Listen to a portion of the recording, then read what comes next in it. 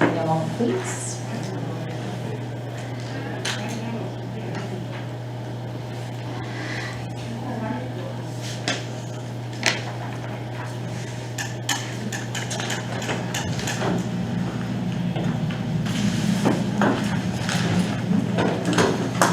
Okay, we should be live. Okay. We'll call the November 9th meeting of the Carroll County Administrative Transportation Committee to order. And I guess the first order of business would be the approval of minutes from the August 16th, 2021 meetings. Do we now have a quorum? No. Okay, so since we have no quorum, we cannot conduct official business. So I pass it over to you. All right. Tim? Yeah, so just one item to mention real quick. So when you speak at the meeting, if we could just go ahead and have you introduce yourself, so that we could have that for the meeting minutes later that we're going to do and make sure that we get everybody noted correctly. That would be much appreciated for our recording secretary who is working very hard on these meeting minutes. So other than that, looks like our first item of business is to discuss the rural long-range transportation plan. I know that a couple of you were involved with a separate meeting that we had about that. So we wanted to kind of give you guys an update as to where we were with that. So we'll go ahead and let Aria start by talking about what we looked at with the demographic data. Okay. Aria Steiger, APC. So basically the rural long-range transportation plan will be looking at the transportation needs for Carroll County into the future in a kind of high-level approach. It will be targeting a year of 2050. So in order to find some transportation suggestions, plans, and kind of preview what the future might hold, we need data. So for data, we basically will be taking a base year of data. So in particular, we'll be using 2020 decennial census data. Here on the spreadsheet, I have some older ACS, American Community Survey data. And we will be projecting that base year data of 2020 out to 2050 to see what type of populations of different demographics we'll have in Carroll County at that time so that we can plan for transportation needs. So the base year data, we're basically collecting a whole bunch of different demographics. So it includes things such as persons who are elderly, persons who are disabled, persons who are veterans, persons living in poverty, all sorts of data that we can get from census and other sources. We also look at, for example, BLS data, Bureau of Labor Statistics, and INDOT also purchases some employment data that we can access. So we have that data as well. So all the data that we collect for the base year is at the census tract level. So here on the left, you can see these census tract numbers. Census tract 95, 96, for example, is the Delphi census tract. So you can see all the Delphi demographics here in this ACS data. So the data will be basically projecting what the growth rate across different years. Here I've broken down, for example, each census tract, so 93, 94, etc., by 5-year increments. You can see the growth across each year for each demographic data. And the growth rate we apply to that for each year, basically. So this is kind of the simplest way to look at this data to get our 2050 target year data. But we will not just be using a straight growth for all of this. We will actually be using a variable growth rate.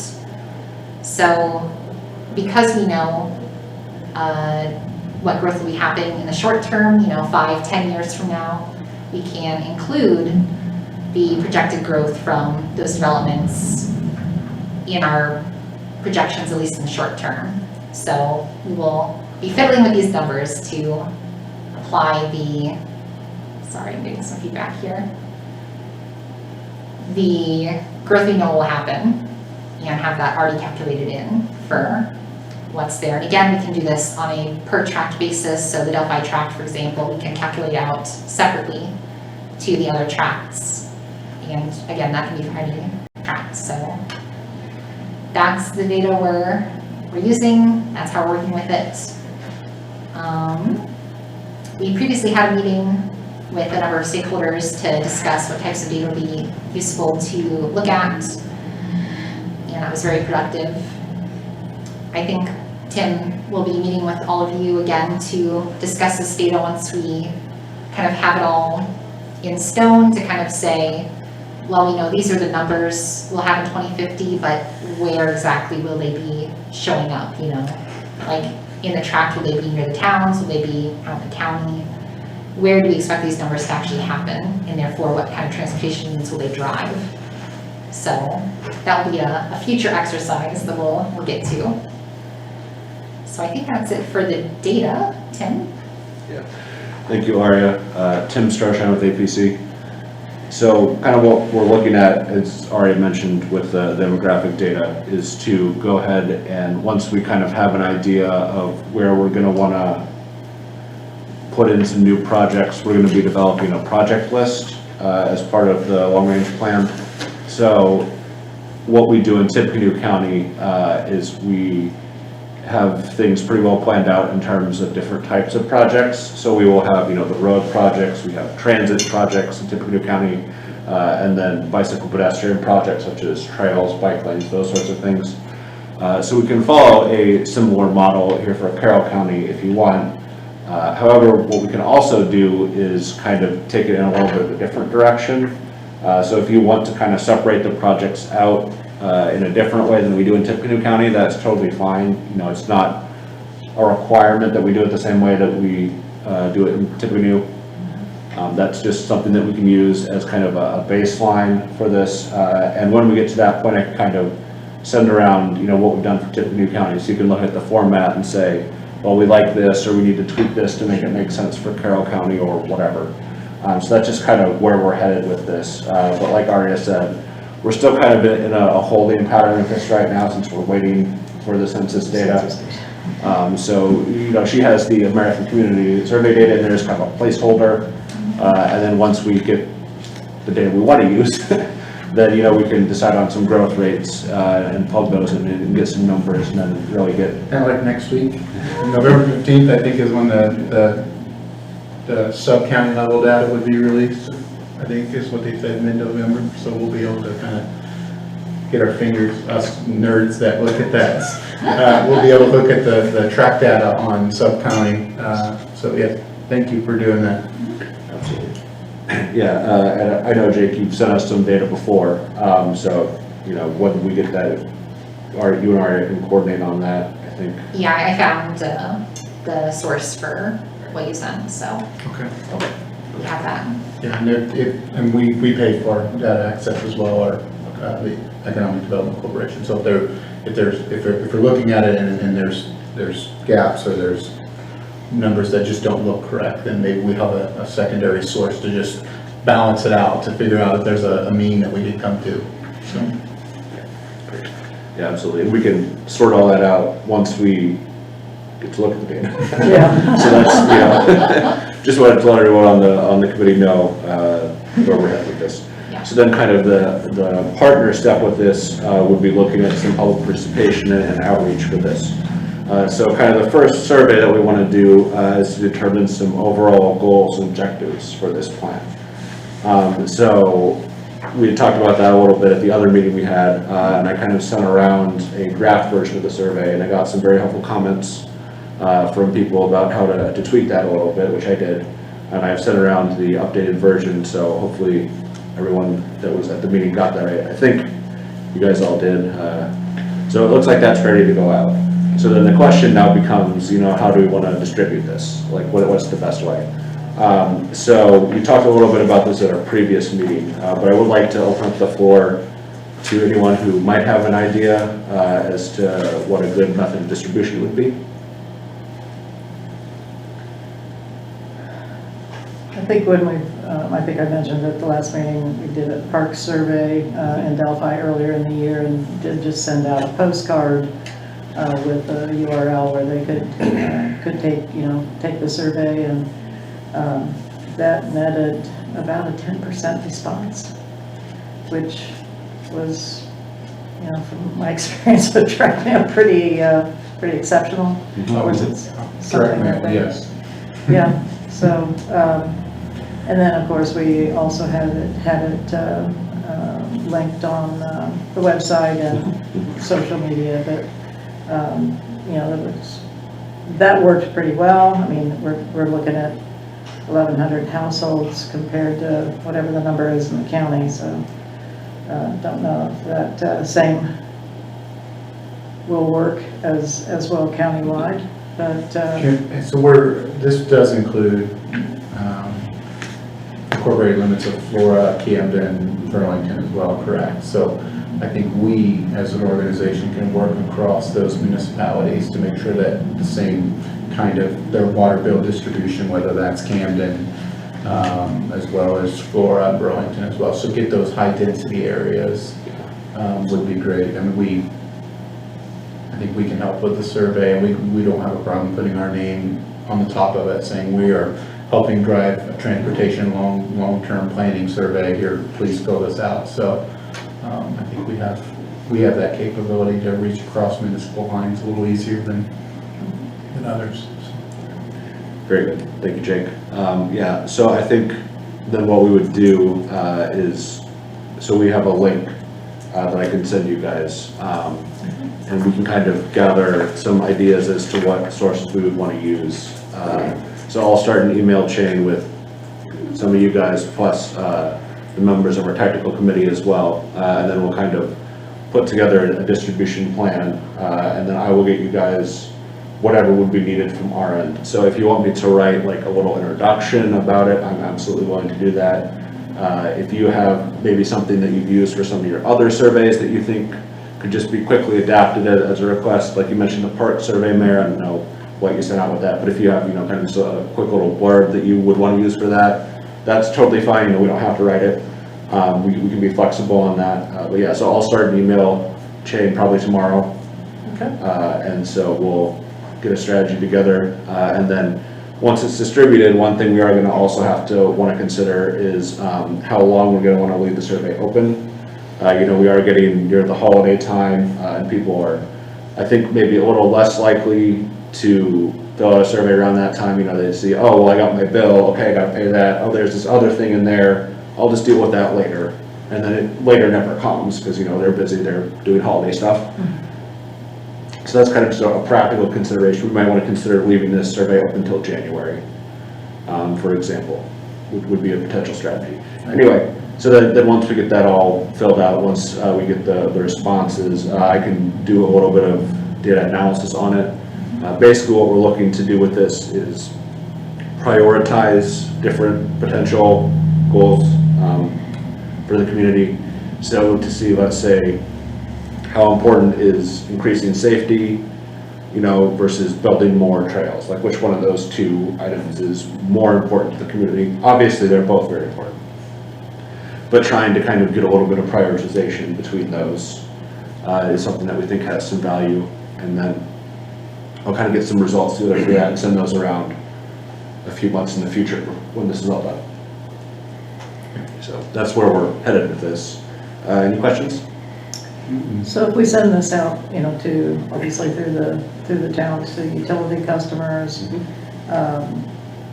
use our not-for-profit organizations to drive things out to their members and lists. Any problem if someone responds more than once? And Yeah. how will we, what in the survey backbone will enable us to determine that? Yeah, so that is something that is a little tricky to determine. So the strategy we've used in Tippecanoe County was to kind of say, Please only. we didn't really have much of a method for that because we didn't collect any kind of personal identifying information. We know people are very sensitive about giving that out, and we understand, so we're not going to ask someone to attach a name to it. And I think this is the sort of thing where you're not gonna get people to take it more than once too often. Like, I think if someone were to, open the link twice and be like, oh, I've taken this before, they'd probably just exit out of the link without filling it out again. I don't think this is the kind of thing that people would be interested in manipulating. I don't think they stand to, gain much direct noticeable benefit from constantly voting for more safety, more safety, more safety.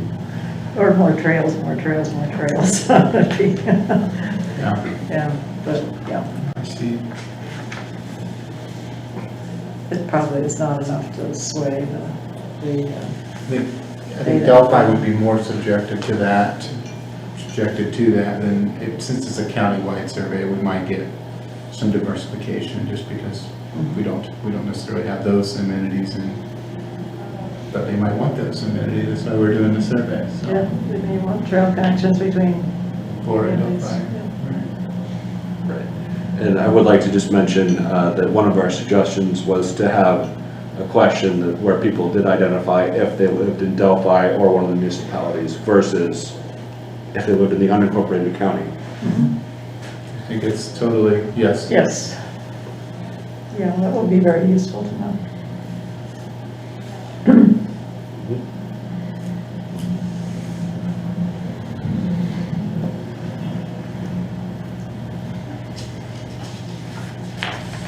Okay, any other questions on that?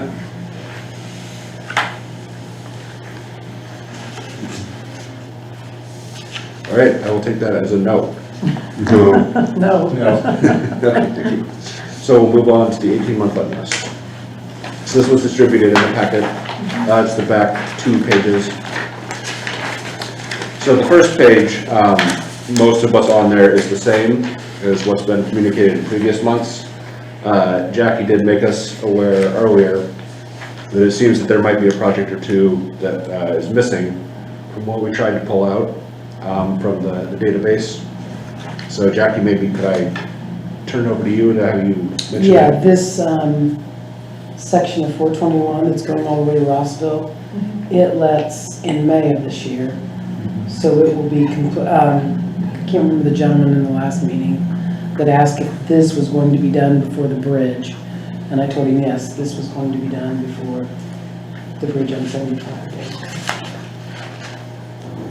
I guess it was the over Wildcat Creek, the 421, the 170101 is what he was asking.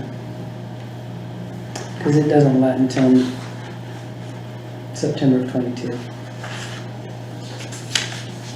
Okay. Thank you, Jackie. So then I'll go ahead and go to the last page. So we do have 3 new projects at the very end. These are all letting in 2023.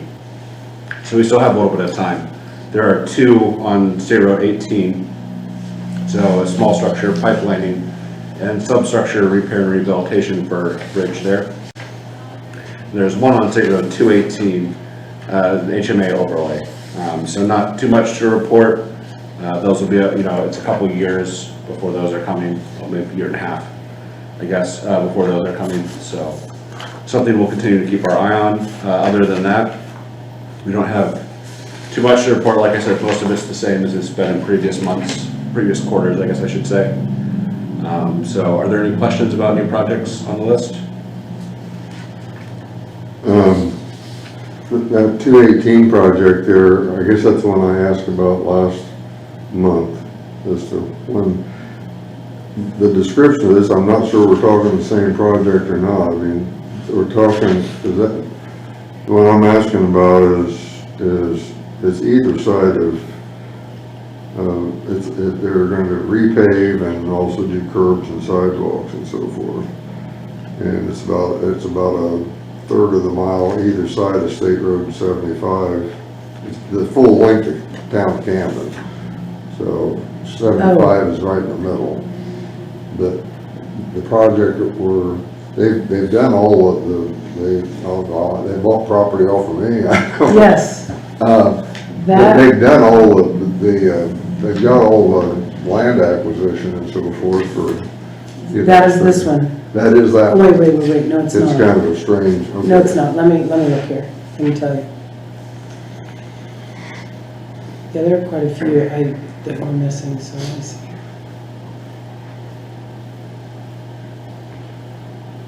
Because that's the one we just met last week Okay. to do a field check on. Sorry, I've got so many jobs, I gotta scroll through all these.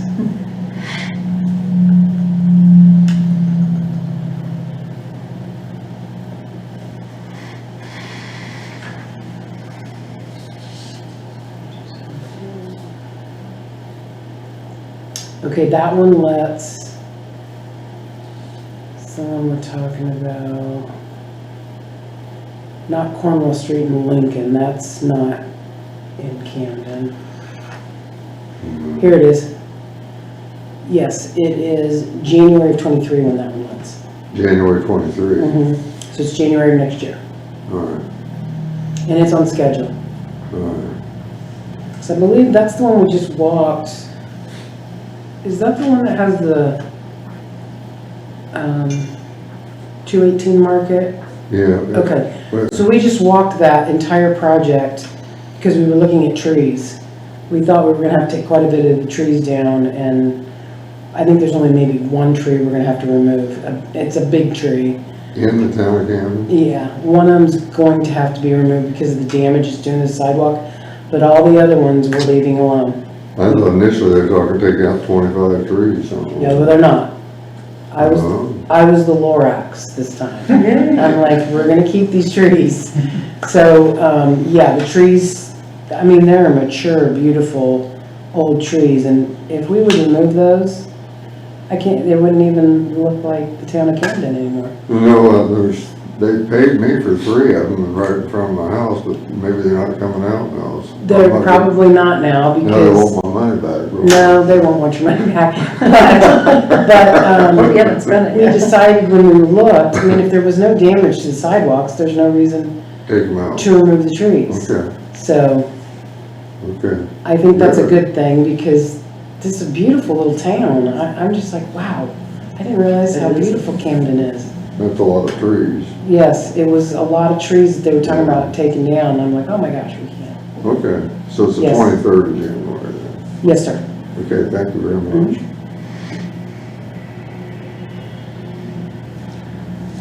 All right, very good. So with that, were there any other items that people wanted to discuss that weren't covered in the agenda? I wonder if I could ask about the State Road 25, the bridge over Deer Creek. Has there been any? So what I'm being told is it's a big bridge replacement, and that is the scope we're gonna stick with.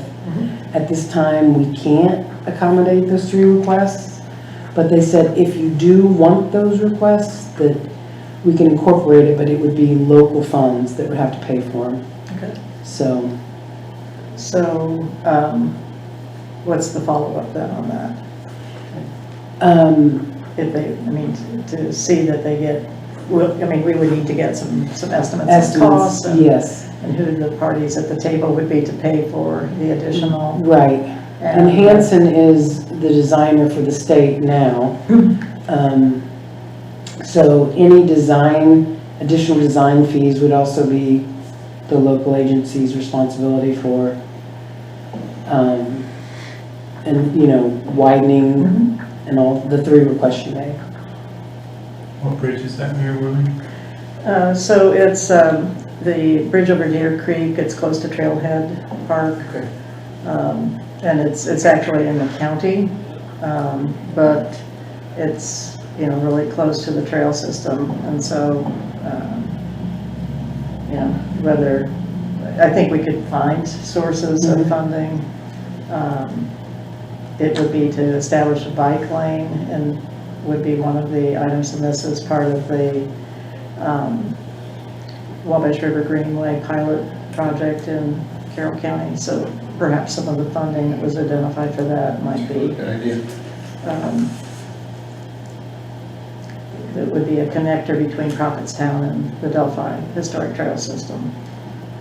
So it's quite popular as a, you know, as an item for the biking and trail enthusiasts, so.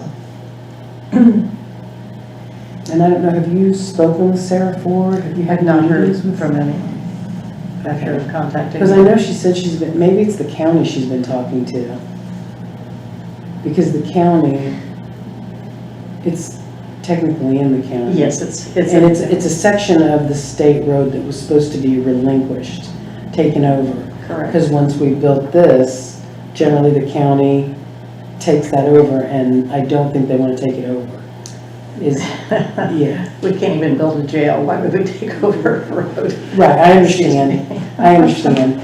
So that's, I think that's where, Yeah, so it'd be Because- Kent Schumacher that they've been yeah, in touch with. Yeah. Okay, I can get with Kent and make sure that. yeah, make sure that, because I'm pretty sure Sarah said she'd been talking to someone, but You know, it would be. there wasn't any Kent, it's movement. Okay, county. okay. Thank you. Mhm.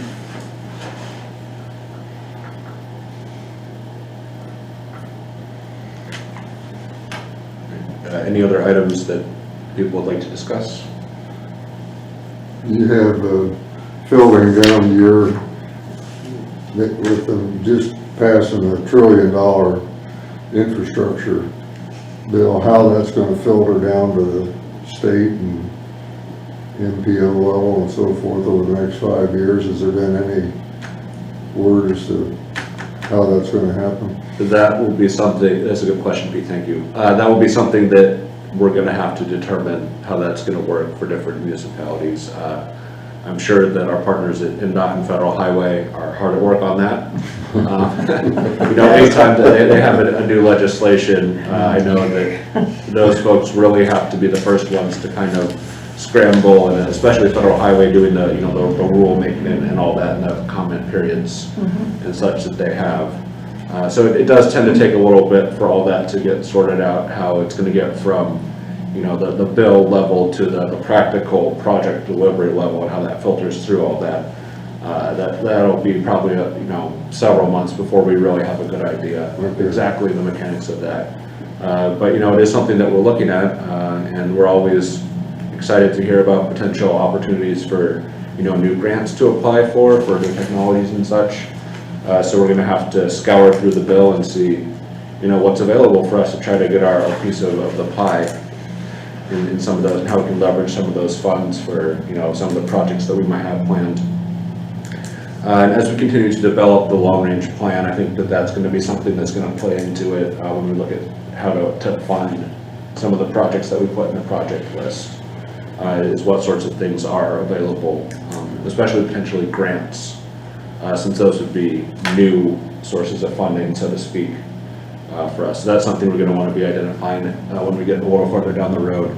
And hopefully those two timelines kind of coincide, so that, you know, when we have some answers on that question, you know, we can then look at the project list and say, okay, where can we get the money to pay for these? All right. Good, excellent. What about new projects that don't exist? Should we start planning for those now internally or locally? Like we have road extensions that we've talked about that we're doing pre-engineering on. I think there's some other things that have been discussed that would just be, I mean, is that something we should be doing at least? Yeah, so that's a great question. So here's what I would encourage. If you can get a project that's an idea into a plan where we can point at it and say, you know, here is something that has been planned, that has been through a process, that we've identified as a need, et cetera. You know, the more of those you can get in the plan, the better. So even if it's something that never actually happens, you know, if it's in there, and then it kind of has a better chance of coming to fruition, especially when funding becomes available. Because, you know, funding is one of the biggest challenges that we face as locals, getting projects delivered. Right. You know, you guys know that. I'm preaching to the choir on this a little bit. But yeah, so, you know, if you can get it in the plan, even as something that's conceptual or, you know, desired, then it will really help. So I know, for example, one of the issues we've talked about is truck routes through Delphi. So if there would, for example, be a desire to maybe kind of construct a new road that would function as maybe a bypass for vehicles coming from the heartlands to not have to go through downtown Delphi, then that sort of project would be a very good one to include in the long-range plan, as well as some of the potential. Well, that goes back to the bridge, if that's a 421 bypass or a 421 truck route per se. that- Yeah, it does, because that was part of, that will continue to be heavy traffic. So it wouldn't need to be relinquished per se, because it would still be a 421, like it would still be a US highway managed because of the truck traffic we'd be putting through it, so. And you said that was the project to replace the bridge? Bridge replacement, okay. It's gonna be a nightmare while it's being replaced, so. It's not planned until 2025 though, so Okay. we're a little bit of time to plan for it. And then I think we've also, there's been discussion in Mayor Whirling, even about the southbound lane off of, what is that, 200 onto the heartland. So for residential access, egress onto the heartland, I know NDOT still has land there, and that's been discussed before as something that would help our community connect to the heartland that way, with residential being an area of growth right there, having a southbound inlet onto the egress onto the highway would be something. So putting those together would be. And then the Carrollton Road, the 750, 700, whatever the road number is out there, if the quarry expands further. Yeah. Absolutely. And then when we kind of get to that point, I can show you examples of what we've included in the Tippecanoe County plan, so we can kind of look at that and say, here's the sort of thing we might include. Is this enough information for what you guys feel would be important to communicate to the public, or do we need to tweak it a little bit, the same sort of thing. So that's going to be a big attraction. Do you guys do that? I mean, when you're looking at Interstate 65, I mean, you're looking at ingress, egress, and are you evaluating where those should be, could be, and possibly give that? Yeah, I can answer that one. So we do actually have potential projects for creating new interchanges with the interstate. Okay. But because that's a state highway, that is a big challenge specifically for the interstate. Okay. So it takes a lot of coordination with NDOT, in this case, the road owner, in order to be able to make one of those a reality. And then also kind of what we've seen with that sort of project is that it's helpful to include it in some of our other plans as well. Because we're an officially designated MPO area, we have a lot of different plans that we're required to have. And so we tend to put it in a lot of places so that it gets, into our ordinances for design standards, and then it's, vetted through our processes. It gets into our transportation improvement program, our metropolitan transportation plan, all these documents that we put together in Tippecanoe County that we're required to have. So that's one thing that would be a little bit different, since you guys don't necessarily have all those documents. We would maybe kind of be trying to combine this into this one document here for Carroll County. Okay. I suppose the roundabout that we talked about as well, there at Armory Road and 200 would be something that we would definitely want to identify as a project, and And I think that would coincide a lot with the 421 Right. truck route as well. I mean, maybe those are in conjunction to projects, so. Right, and one thing we will want to do is prioritize some of these projects. So say which projects are the top priority, which are a medium priority, and which are, well, we'd like to do those, but realistically they're a lower priority than some of these other ones. And so those are if and when new funding becomes available sorts of projects. yes, new funding sources would be wonderful. Trust me, I would love to magically give out funding to everyone. If I could, if I had the power to do that, I totally would. Yeah. Well, it's exciting that there could be, some additional funding sources, and an emphasis on, safety and, road modernization techniques, and, all of that is going to be pretty exciting. And then, of course, the connectivity with trails and bicycling and so forth, so. We have lots of places to spend money.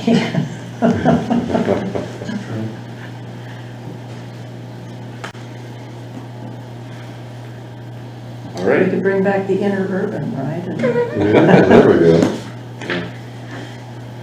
that really was a pretty neat transportation system for moving people from rural communities into Lafayette and, you know, Indianapolis and, yeah.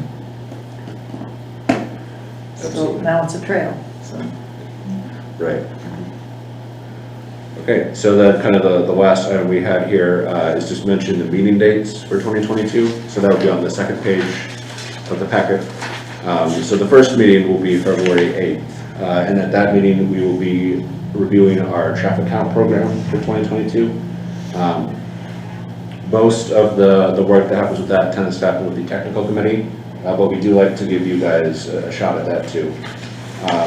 To see, you know, just to kind of cover our bases, I guess, to make sure that we know we don't miss any counts that we might want to do. And the other meetings are May 10th, August 9th, and November 8th. We're gonna try to get Diana Trader, our staff member who sends out the meeting invites and such, to get out some Outlook calendar invites so that hopefully we can get this meeting on more people's calendars and Yeah, that would be helpful. have a little bit of less of a problem with getting a quorum, fingers crossed, so that, you know, when we do have actionable items that we need to do business on, that we can get those votes taken. Get a quorum.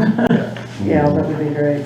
So, And I think too, as we, you know, at the first of the year, we'll be looking at to appoint to, you know, to the committee, and we'll try to make sure that we get people who are available. I know the city appointee from council is not available now since he works out of town, so we'll fix that. yes, thank you. Yeah, we appreciate you working with us on that, Mayor. Okay, any other items of business before we adjourn? We don't have to take a vote to adjourn since it's not an official It's- meeting, yeah. but I want to make sure we cover everything before we, you know, leave. Do you intend to continue having the meetings here? I think that's the plan, yeah. It seemed like we were able to get things working with the streaming and that set up, and, you know, we at least got some people to show up. So, Yeah. worked okay from our Works perspective. okay for you? Yeah. Just tell me where it is. We're happy to host, so. Thank you, Jake. Yeah, and on that point, I will note we don't have any comments on Facebook or YouTube, so no public comments for our non-meeting here. So our non-meeting can adjourn? Yes. Yes. Well, thank you so much for all that what you do to Appreciate it. organize this, and certainly all that you do to help us with our planning. It's going to be pretty exciting. The city's going to be doing a comprehensive plan as well. And, Yeah, I will say, you know,